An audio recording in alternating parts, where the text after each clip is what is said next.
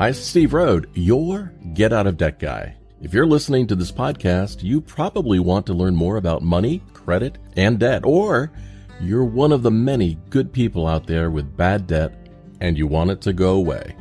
But stick with me. Together we can make that happen.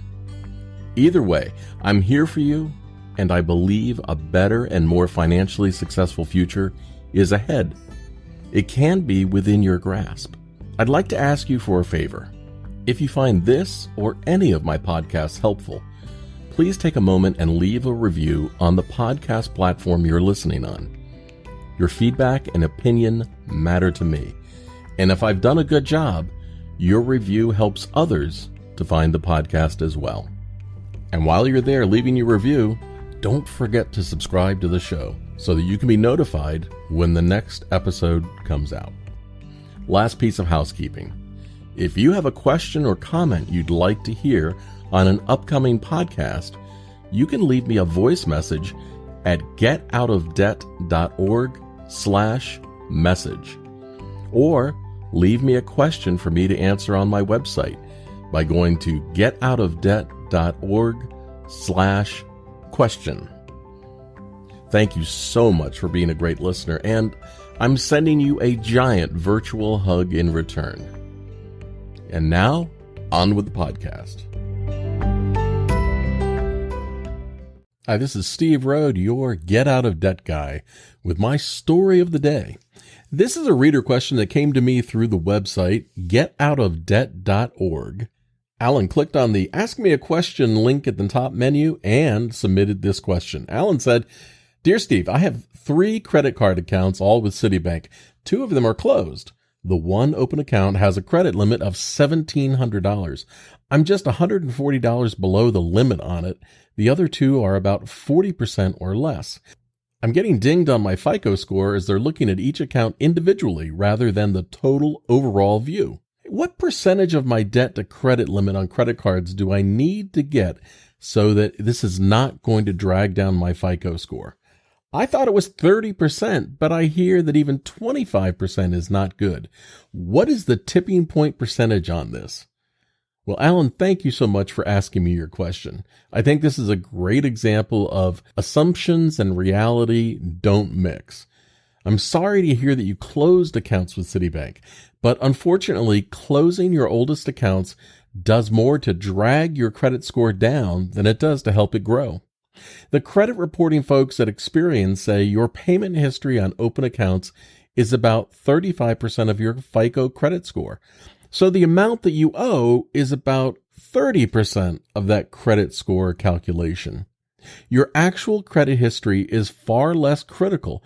It's only about 15% of your FICO score. So your question is focused on credit utilization. These rates are based only on revolving credit. They don't include installment loans, mortgages, auto loans, or other lines of credit. While your credit utilization rate is generally a percentage of total credit card credit available, what you do on individual cards also plays a significant role. Experian provides an example and says, let's say you have 2 credit cards, a total credit limit of $10,000, of which you're using $5,000. Your total credit utilization rate is 50%. If each card has a credit limit of $5,000 and you owe $3,000 on one and $2,000 on the other, your per card utilization rates would be 60% and 40% respectively.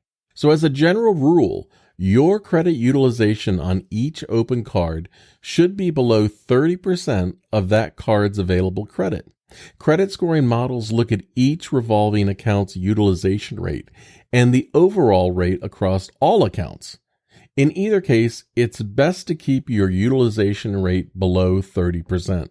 However, people with the best credit scores tend to use under 10% of their available credit. On your credit card with a $1,700 limit, you'd need to reduce your balance below $510 before it helps your score, and keep it below $170 if you want to aim for the best credit score available. Experian provides the following advice to help you with credit utilization issues. Paying credit card balances in full every month. Remember that even if you're not able to get completely back to zero each month, keeping your balances as low as possible is still helping you move in the right direction and avoid racking up excessive debt. You should keep open credit accounts with zero balances, even if you don't intend to use them. And requesting a credit limit from a creditor can help improve your credit utilization scores. Closing credit cards harms your credit score. When an account is closed, it lowers your total available credit. Experian provides an excellent example to help people understand the damage closing accounts can do. Let's say you have $10,000 in available credit on 2 cards, with a credit limit of $5,000 each, and you owe $5,000 on one. Your credit utilization rate is currently 50% over all cards. But if you decide to close the zero balance card, which lowers your total available credit to $5,000, now your credit utilization rate is 100%, and that's not good. Far too many people have the wrong information or attitude towards maximizing their credit score. Doing intelligent things for you mathematically, like closing cards, is not a good move if you want to boost your credit score and have access to lower credit rates in the future. I'm always perplexed by people who want to close all their credit cards and only use debit cards. Hopefully that makes them feel better in other ways, because it's wrong if you wish to maximize consumer protection from scams and errors or care about your credit report. Here is my rule about debit cards.